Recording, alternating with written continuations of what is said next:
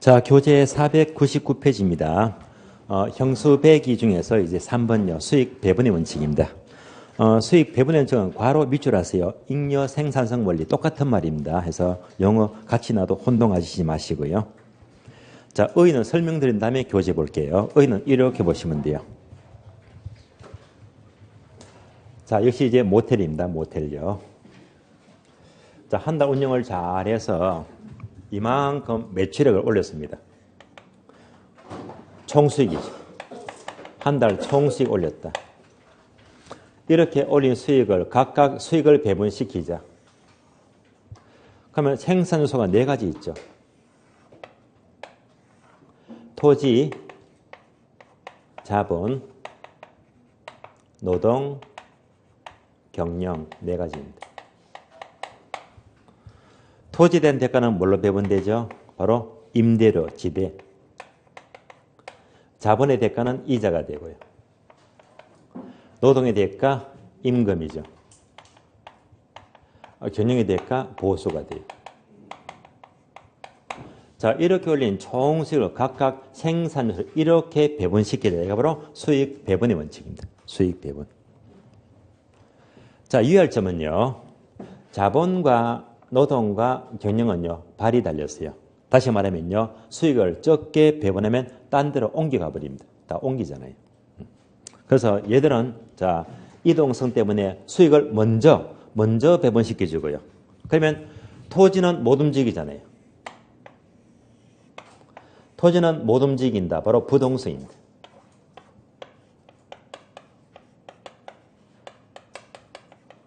못 움직이니까 토지 수익은요, 가장 나중에 최종 배분됩니다.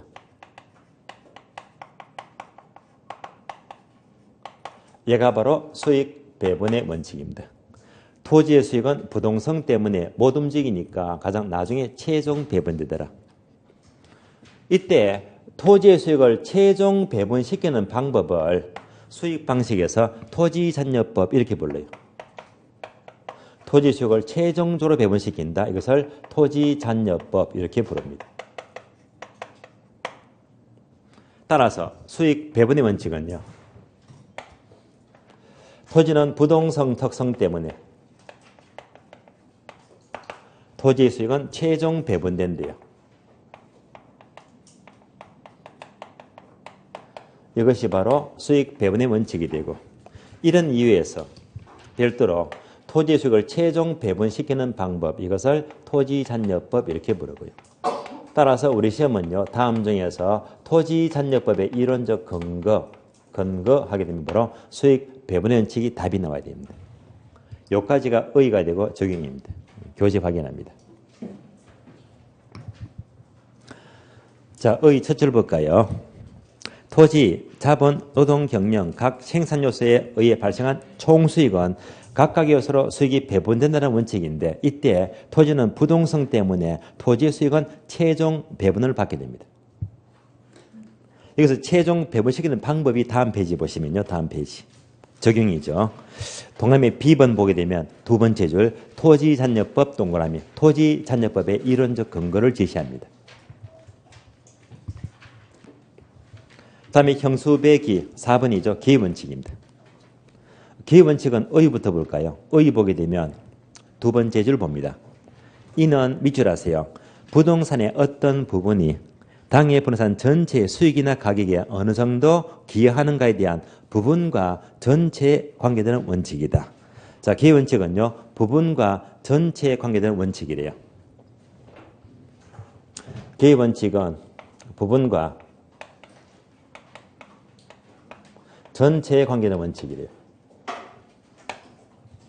예를 들어 볼까요?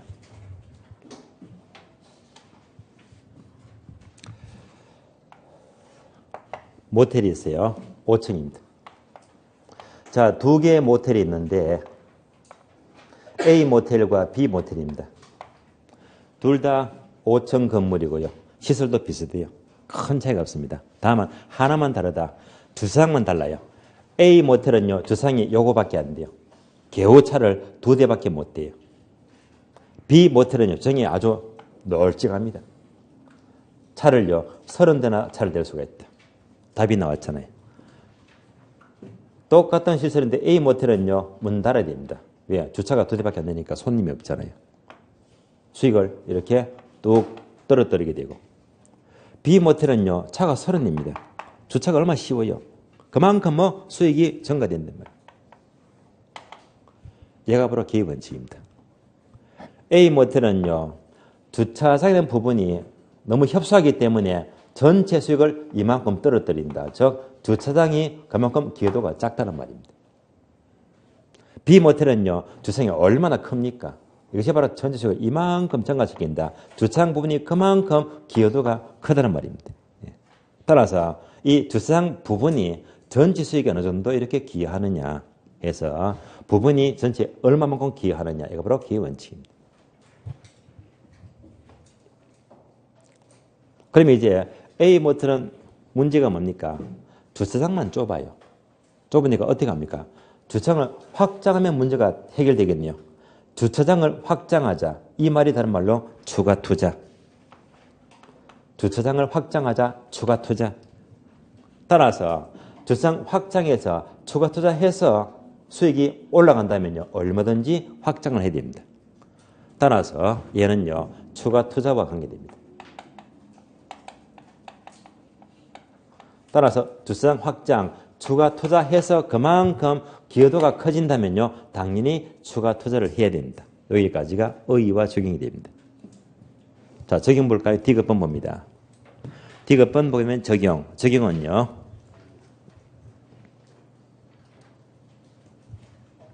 개의 원칙은 D급번, 적용 A번 보게 되면 두 번째 줄, 추가 투자의 적정성 판정 밑줄, 추가 투자와 관계되는 원칙입니다. 자, 이상 내부 원칙, 형수배기 네 가지를 보았고요. 그걸 4번 내려가죠. 외부 원칙입니다. 외부 원칙은요, 적합의 원칙과 경쟁의 원칙인데요. 적합의 원칙은 매우 중요합니다. 출제가 아주 잘 되고 있어요. 한 줄 밑줄입니다. 부동산의 유용성이 최고로 발휘되기 위해서는, 즉 최사가 되기 위해서는 대상 부동산은 인근 환경에 적합해야 한다는 원칙입니다. 인근 환경에 적합, 괄호 묶어주고요. 즉 적합 원칙은요, 뭘 말하죠? 외부 환경에 적합이 됩니다. 바로 외부 균형입니다. 외부 환경이 맞아야 됩니다.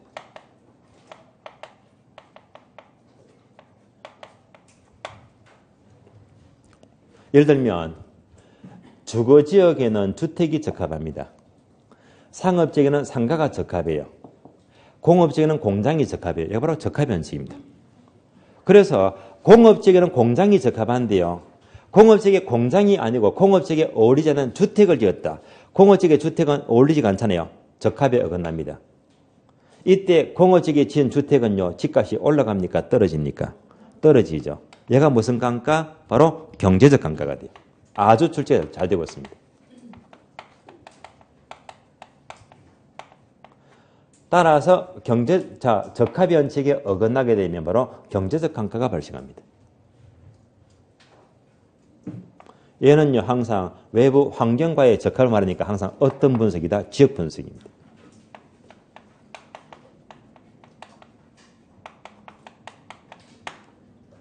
굉장히 출제가 잘 되고 있습니다.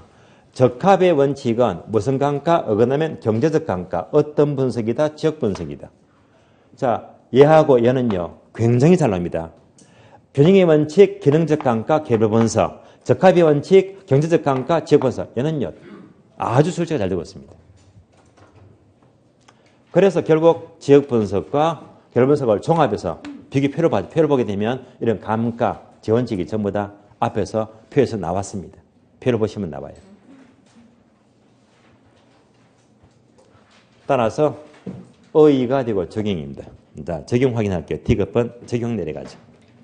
적용 보게 되면, 자, A번 첫 줄 중간에요, 지역 분석 밑줄 적어드렸고, B번은요, 외부적 적합성을 결하게 되면요, 경제적 강가 밑줄, 경제적 강가 근거를 발생합니다. 다음에 2번요, 경쟁의 원칙입니다.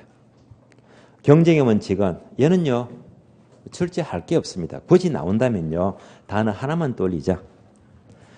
경쟁의 원칙이란 초과 이윤은 경쟁을 불러일으킨다. 초과 이윤 밑줄. 얼마나 쉬워요. 초과이 생기니까 경쟁을 한단 말입니다. 오늘 목요일이죠. 제가 3일 전인가요? 월요일 날. 제가 매일 그 다음이나 네이버 쪽에 부동산 뉴스 코너 갔어요. 매일 검색하거든요. 그래서 습관으로 검색하는데 아마 월요일 날 기사가 떴을 거예요.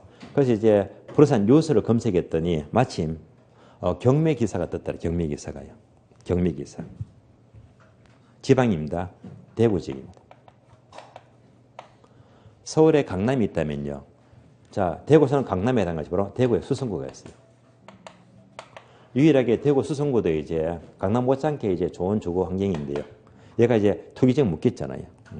그래서 이 대구 지역 수성구에 2층짜리 단독주택이 있어요. 마침 사진 보니까요. 사진을 보니까 이 단독주택이 되게 오래됐더라고요. 그냥 제가 보기에는 20년 훌쩍 넘었고 아마 25년도 더 된 것 같아요. 단독주택이 20년 넘어가면요. 건물가 하나도 없습니다. 오로지 땅값입니다. 그래서 수성구에 2층 단독주택, 허름한 주택이요. 경매 나왔어요. 그러면 이때 신건이에요. 신건. 신건으로 올라왔는데 자, 이때 감정가격 얼마요? 3억 1,100만인데 3억 1,000 잡을게요. 3억 1,000만 원 잡을게요. 그러면 주택이 오래됐기 때문에 주택 가서 아무것도 없고 땅만 보고 산다는 거잖아요. 그러면 이제 여기서 이제 유찰되거나 이선을 서내겠지. 그런데 이 주택을요. 신건에 낙찰받았는데요. 경쟁률은요. 104대 1입니다. 요거 살려고요. 104명이 달라붙었습니다. 치열한 경쟁입니다. 얘가 바로 경쟁의 원칙입니다. 엄청나요. 허름한 단독주택이 100명 넘게 경쟁을 했잖아요. 그러면 여러분이면요. 이거 얼마쯤 쓰니까? 낙찰받는 사람은요. 3억 1,000만 원짜리를 8억 2천만 원입니다. 소름 돋더라고요. 허름한 단독주택을 3억짜리 그것도 신건인데 그것도 어떻게 따블보다 따따블이잖아요. 8억 가까이 주니까요. 여기서 딱 보자마자 쇼킹했습니다. 그리고 느꼈습니다. 야, 정말 낙찰받은 사람, 이 사람 정말 보고 싶어요. 멋쟁이다, 멋쟁이. 멋쟁이에요. 그래서 낙찰받은 이분하고 솔직히 하루 저녁 막걸리 주고 받으면서 파서 먹으면서 여기 실컷 나누고 싶어요. 정말 대화를 하고 싶더라고요. 멋진 사람이에요. 이 사람은 왜 이 주택을 무려 2배 가까이 8억 주고 샀을까요? 결론, 부동산은 과거가 중요해요. 현재가 중요해요. 장래가 중요해요. 장래. 부동산 오로지 장래가 중요합니다. 이 사람은 이 주택의 미래 가치를 봤거든요. 그러니까 이 주택을 받게 되면 용도 바꿔서 상가주택 짓게 되면 이 값어치가 5년 뒤면 8억이 넘는다 이 말입니다. 본인이 판단했거든요. 그러니까 이만큼 쓰는 거예요. 그러니까 이 사람은 멋쟁네요. 멋있는 거예요. 미래가 절 볼 줄 안돼 말입니다. 이 사람은요. 전문가고 꾼입니다. 아시겠어요? 바로 경쟁의 원칙입니다. 경쟁의 원칙. 아마 좀 오래됐을 거예요. 꽤 오래전에요. 삼성역에 한국전력 부지 있잖아요. 누가 사갔죠? 현대그룹, 현대차가 사갔잖아요. 그때 몇 조 줬죠? 10조 넘게 줬죠. 그때 사람들이 다 미쳤다 했어요. 무슨 그 땅을 10조 넘게 주느냐. 그때 아마 삼성전자가요. 4조 8천억인가 5조 밑돌만큼 제안했잖아요. 더블로 더 비싸게 10조 이상 줘버렸잖아요. 다들 미쳤다고 했습니다. 지금은요. 참 잘했다 합니다. 서울지역의 최고역이 지금은 삼성역이잖아요. 가장 교통이 다 모여있고요. 가장 우선 상업지역입니다. 그거를 현대차가 이미 미래를 읽었단 말입니다. 지금은요, 이거보다 훨씬 높은 가치를 인정합니다. 그래서 모두가 뭐지? 다 같이 미래 가치를 봤단 말입니다. 그래서 자, 경쟁의 원칙 한마디로 뭐? 경쟁하니까 이렇게 엄청난 초과이 생기는 거예요. 경쟁하니까. 가능한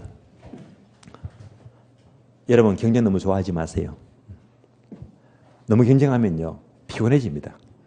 경쟁이 치열하면 정말 피곤해요. 당장 여러분 집에 자녀들 봐요. 공부 잘할수록 막 경쟁이 치열하잖아. 공부하는 거 보면요 안쓰러워요. 하루 3자는 거 몇 시간 빼고 나서 종일 공부하고요. 죽어라 공부하니까 애처로워요. 여러분 합격해 가지고요 실무합니다. 실무하는데 경쟁이 치열하면요 돈도 안 될 뿐더러 정말 피곤해지거든요.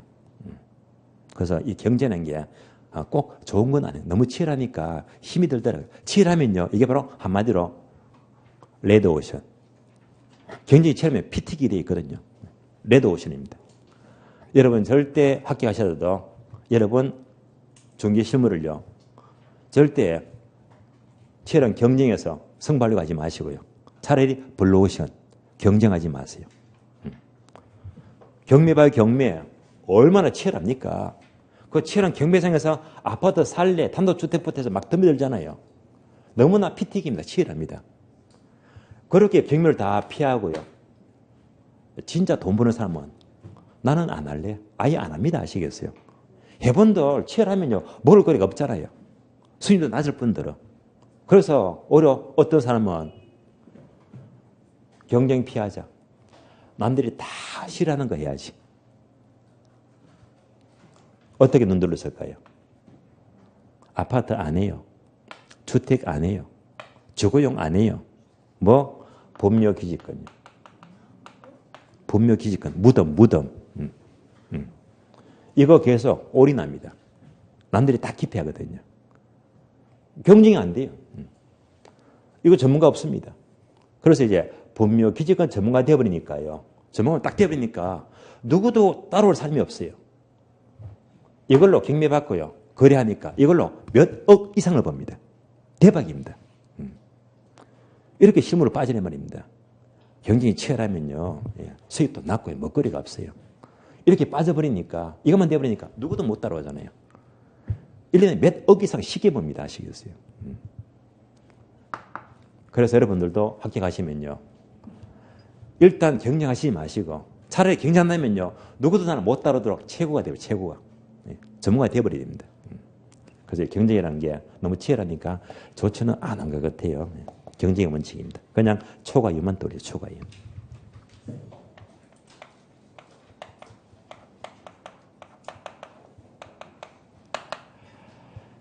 자, 다음에 3번입니다. 외부성 원칙.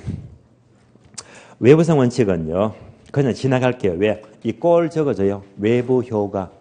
외부 효과. 들어보셨죠? 정책에서 정의 외부 효과, 부의 외부 효과. 그래서 외부 효과 이꼴 외부성 똑같은 말입니다. 그래서 자 대상 토지는 가만히 있는데 인접한 토지가 전철역이 생기니까 뭐 정의 외부성. 전철역이 아니고 반대로 교도소 생기니까 동네가 나빠지자 부의 외부성. 똑같은 말이에요. 지나갑니다.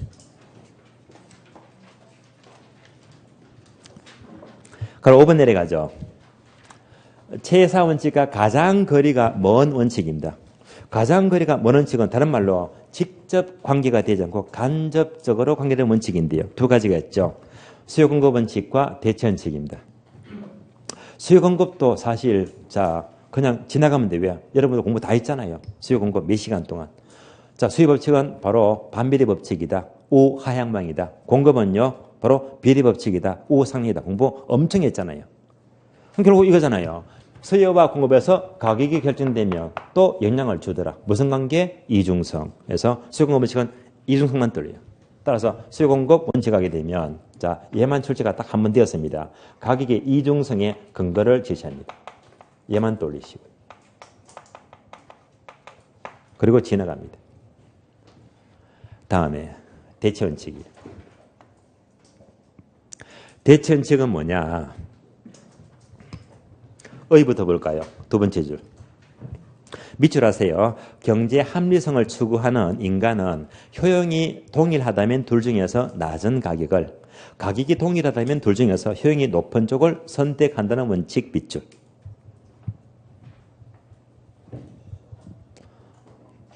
자, 그러면요. 예를 들면 제가 이렇게 분필을 들었습니다. 분필요. 자, 분필의 색깔이 두 가지예요. 노란 분필과 파란 분필입니다. 두 개를 들었습니다. 그러면 두 개 물건이 있어요. 만약 이 두 개 물건이 효용 가치가 똑같으면요. 가격이 비싼 걸 선택한다, 싼 걸 선택한다. 당연히 싼 걸 선택하지. 이거 바로 대체 원칙입니다. 가격이 똑같으면요. 효용이 높은 걸 선택한다, 낮은 걸 선택한다. 높은 걸 선택하잖아요. 얘가 대체 원칙입니다. 자, 다시요. 저는요. 둘 중에 뭘 좋아하던가요? 널 쓰는 게 뭐지? 노란색이지. 맨날 노란 것만 쓰고 있잖아요. 저는 이 둘 중에서 뭐 효용가치 큰 게 뭐 얘를 선택하잖아요. 무슨 말입니까? 둘 중에 노란 걸 선택했다. 얘가 대체 원칙입니다. 선택. 그럼 분명히 둘 중에 선택했죠. 얘를 포기했잖아요. 하나 선택하니까. 선택하는 게 뭐지? 대체 원칙. 포기했죠. 기회비용입니다. 항상 둘 중에서 선택해요. 대체 원칙이고 포기했다. 포기한 대가 기회비용입니다. 그래서 밑에 박스 보시면요. 기회비용 나오잖아요. 선택하니까 대체 원칙. 포기하니까 포기한 대가 기회비용입니다.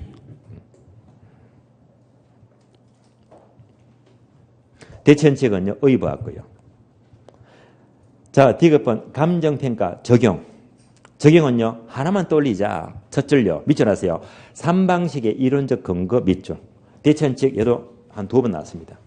대체 원칙은 3방식의 근거를 제시한다. 3방식 아시죠?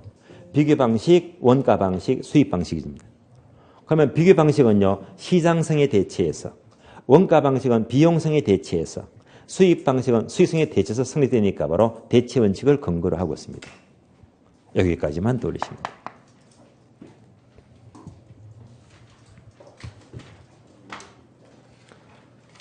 그러면 다음 페이지 볼까요? 3번. 가격 원칙과 일반 경제 원칙과의 관계 표가 나와요.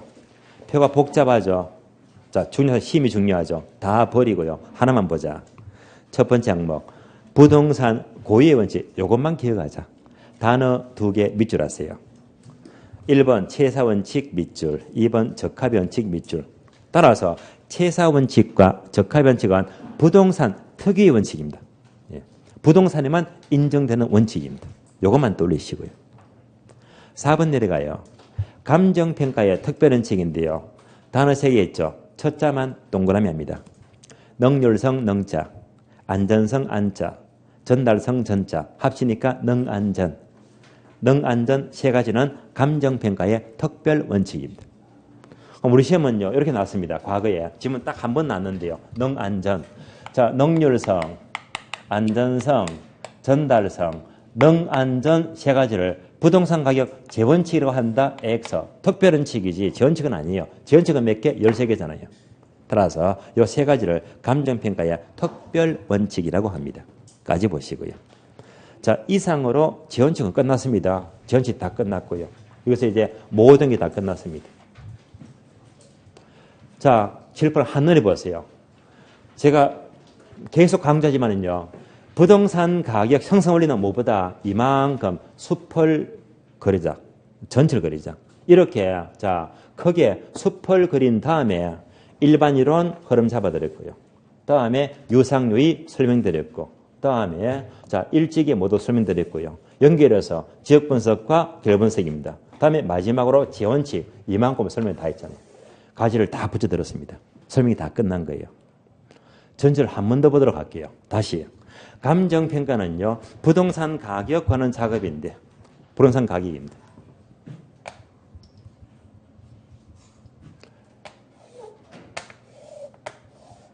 자, 여기서부터 기차가 출발합니다. 출발력. 출발해요. 가격은요. 수요공급에서 결정이 되고 다시 유상유가 얘를 움직이고 이것에 영향을 주는 것이 바로 일찍의 형성인이 되고요. 여기서 지계, 바로 지역 분석과 결 분석입니다. 이 전체 일정한 법칙성을 구하는 것이 바로 가격 13개 재원칙입니다. 다시 분석 내려가죠. 내려가니까 지역 분석, 개별 분석. 지역 분석은 표사를 판정해서 가격 수정 구하는데 개별 분석은요, 바로 최사를 판정해서 부동산 가격 구하더라. 부동산 가격 나왔잖아요. 얘가 바로 종착역입니다. 출발했죠. 한 바퀴 뺑 돌고요. 여기서 자, 종착역 끝났습니다. 그래서 이제 가격, 출발, 가격 끝 중간 한 바퀴 뺑 돌면서 모두가 여기서 딱 끝났습니다. 끝났습니다. 그래서 이 숲을 알아야지 이 내용을 아는 것이, 숲만 알아버리면 공부가 다 끝난 거예요. 이 숲을 몰아버리면 이 책에는요, 봐도 정리가 안 된단 말입니다. 그래서 무엇보다 가격 형성 과정은 이 전체 흐름, 숲이 너무나 중요합니다. 다시 가격을 쭉 거치면서요, 전체 가운데 가장 중심이 되는 것은 바로 최사 원칙입니다. 결국 이 최사 이것을 분석하는 게 바로 분석 내려왔어요. 개별 분석을 하니까 최사를 판정해서, 그러니까 뭐가 나온다? 가격이 나오죠. 계속 가격, 최사 가격 딱딱 떨어집니다. 이렇게 이제 아주 논리적으로 체계를 잡으십니다. 항상 이 흐름만 잡으시면요, 이 흐름 하에서 지금 공부 다 했잖아요. 그래서 이 틀만 잡았다면 빠져나갈 수가 없어요. 거의 다 득점이 됩니다. 문제는 답이 쉽게 보일 거예요. 그래서 지금 가격 형성 과정이 주로 2문제, 많으면 3문제가 나와요. 외요시 고득점 가능합니다. 그래서 지금까지 가격 형성 과정을 설명드렸는데 정확히 자, 이번 시간 2시간 반이죠. 지난 시간 30분에서 3시간요. 3시간 걸렸습니다. 그래서 한 번 제대로 잡아버리면요, 이걸 공부 끝이 나는 거예요. 그래서 3월, 4월 과정은 가격 형성 과정을 전부 다 보았고요.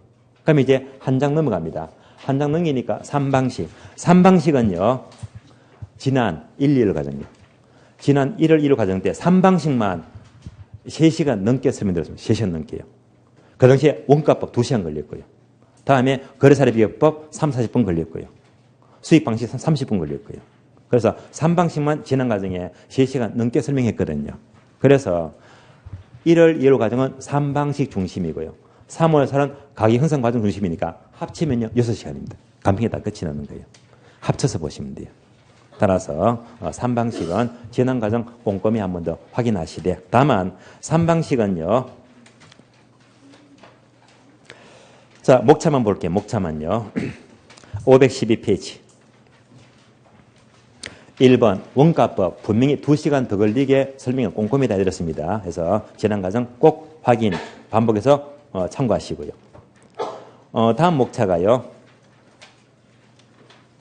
524페이지입니다. 524페이지. 비교 방식 거래 사례 비교법입니다. 얘도 설명을 충분히 빠짐없이 드렸고요.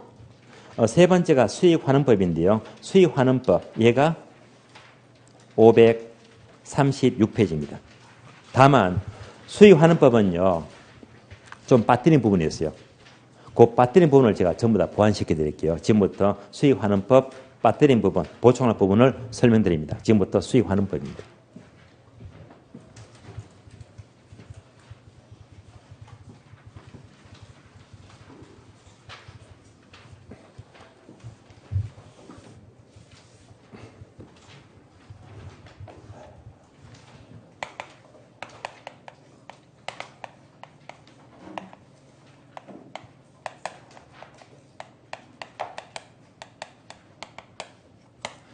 수익 환원법은요, 수익성에 착안한 방식인데,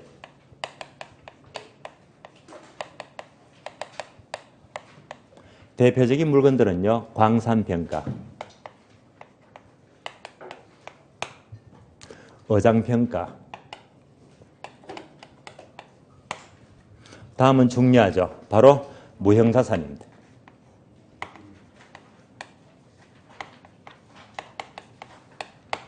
권리를 가리키는데요. 대표적인 게 바로 영업권 평가입니다.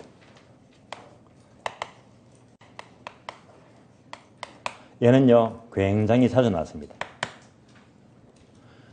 이런 것들이 바로 수익환원법, 수익가격 평가입니다.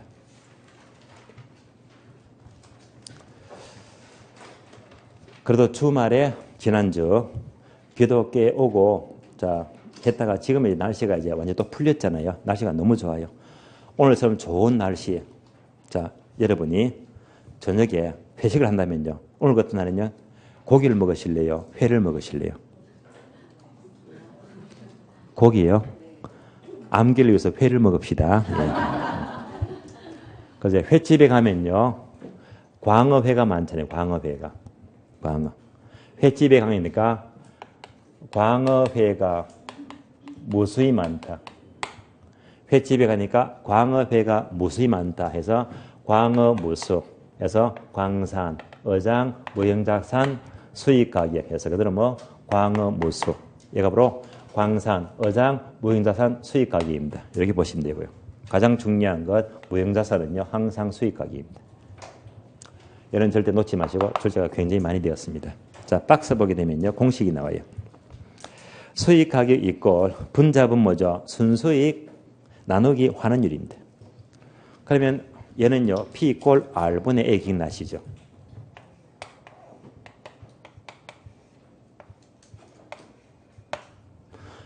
A는 순수익입니다. R은요. 환원율입니다.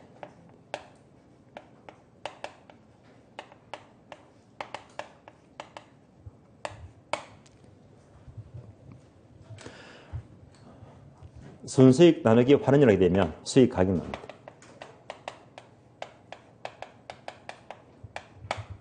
순수익을 환원율로 나누는 방법, 이 나누는 방법을 수익하는 방법 이렇게 불러요.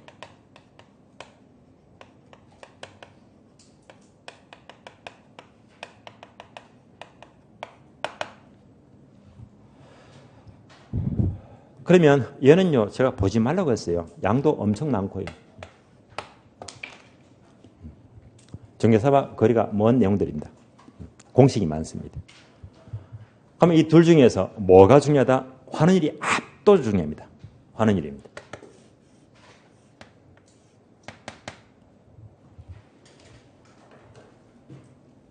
그러면 이제 이 흐름에서 출제 빈도를 보시면 아마 느낌이 올 거예요.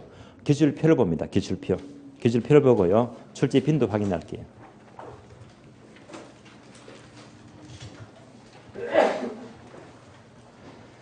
기출표를 보시면서 목차 3번이 감정평가 3방식인데요. 출제가 많이 되고 있잖아요.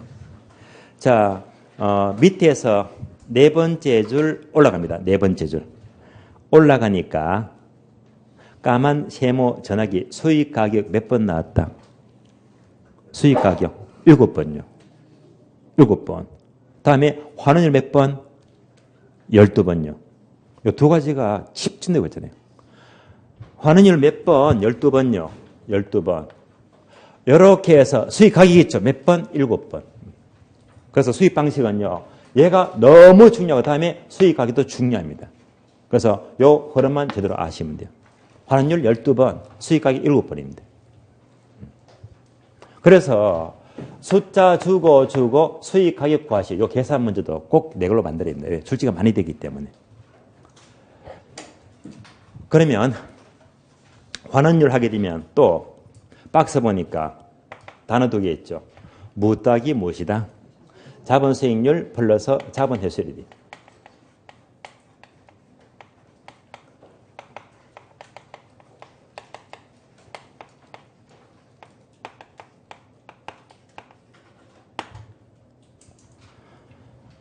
출제인들은요. 이 자본 수익률을 똑같은 말로 할인율이라고 부르요. 할인율. 자본 회수율은 상각률입니다. 그런데 출제인들이요. 단어를 이렇게 좋아합니다. 그래서 할인율 플러스 자본 회수율. 이런 단어를 많이 씁니다. 기본적으로 이 흐름식은 꼭 아셔야 되고요. 자, 식이 나왔으니까 이제 문제 확인해요. 오늘 지문 프린트 봅니다. 지문 프린트.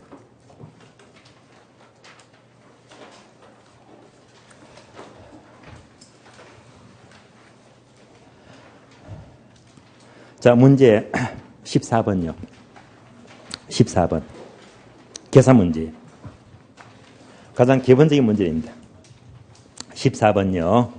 연간 예상 총수익은 100만 원.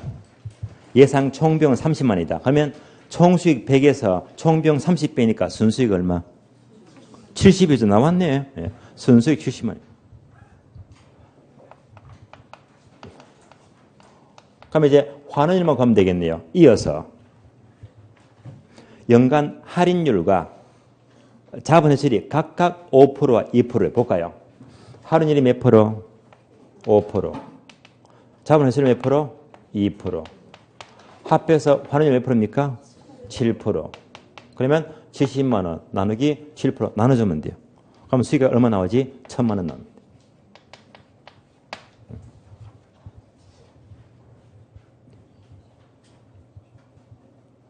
근데 요즘 문제는요. 총수익이 100만 원이고 총비용이 30이다. 그래서 순수익은 70이다. 이런 문제는 절대 안 나옵니다. 이제는요. 지금 어떻게 묻지? 순수익을 영업수지 계산 공부 다 하신 거잖아요. 먼저 가능조소득에서 공실과 불량부채 빼고요. 기타 소득 더하면 유효조소득. 뭘 빼죠? 영업 경비 빼죠. 경비 빼면 순영업소득이다. 그래서 우리 시험은 계속 이제 얘가 계속 나옵니다. 그래서 가능조소득 얼마, 공실이 얼마, 기타 소득 얼마, 경비가 얼마. 그래서 얘를 바로 구할 수 있잖아요. 징계사 문제는요. 바로 이렇게 간단하게 안 주고요. 그래서 예를 들면서 여기서 순수익 구하라. 예. 요 흐름을 빨리 계산해서 여기서 순수를 구해야 됩니다. 늘 계산 문제는요. 이 흐름에서 순영업소득이 있죠. 얘를 빨리 구해야 됩니다. 여기까지. 그래서 이렇게 이제 수익 가격 전체 흐름에서 7번 꽤 많이 나왔습니다.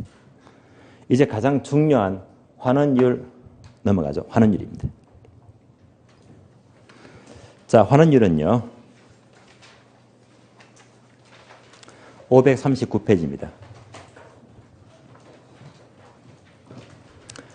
539페이지 보시면요. 목차 3번이 있죠. 환원율. 여기서 몇 번? 12번요. 엄청 나왔습니다. 환원율.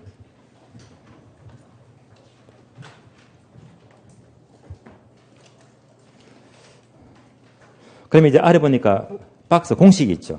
계산 문제. 계산 문제는 굉장히 잘 나옵니다. 근데 얘는요. 부담 갖지 마세요. 방금 맞잖아요. P 꼴 R분의 A인데 얘를요. 바꿔주자. 분모하고 P를 바꿔주면요. R 이꼴 P분의 A가 됩니다. 그러면 이때 이 순수익이 있죠. 이 순수익. 이것도 똑같이 요걸 줘요. 요걸. 이렇게 줍니다. 이렇게 쓰고 이제 가격 주고요. 하면 얘를 얼마인지 구할 수가 있잖아요. 그러니까 이 문제는요. 결국 포인트는 뭐지? 순수익 구하는 것이 포인트다. 그리고 이 문제도요. 가능 얼마 뭐 기타 빼고 뭐 더하고 다 있잖아요. 똑같은 흐름입니다. 풀어보시면요. 같은 원리가 돼요. 그러면 환원율 하게 되면 다음 페이지 넘어갑니다. 다음 페이지 보시면요. 541페이지죠. 541페이지 보시면 환원율 구하는 방법입니다. 구하는 방법. 구하는 방법은요. 5가지. 시조가 12개 있다. 12개가 12죠. 암기하니까 어떻게? 시조 12. 그래서 시조 12 5가지입니다. 시장 추출법, 조성법, 투자결합법, 에르드법, 부채납법, 시조 12. 분명히 지난 과정은요. 시조 12만 암기했고요. 자, 상세 내용은 이제 살을 붙여나가야 됩니다. 지금부터는요. 시조 12가 이제 상세한 설명이 필요하거든요. 설명은요. 쉬었다가 다음 시간에 이어서 계속 보겠습니다. 쉬겠습니다.